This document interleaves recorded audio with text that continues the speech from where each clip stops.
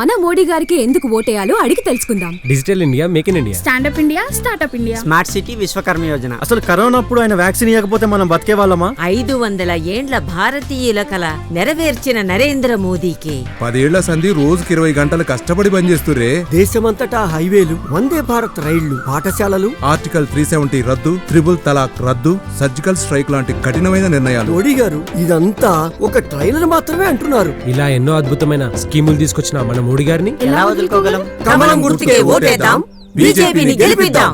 మోడీ మన అందరి నేస్తం, బీజేపీనే గెలిపించేద్దాం.